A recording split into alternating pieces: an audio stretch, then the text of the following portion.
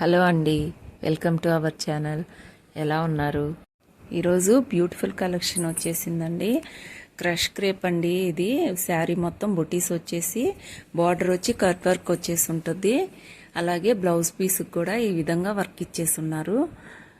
వీటిల్లో కలర్స్ అండి, beautiful colours చాలా బాగున్నాయి.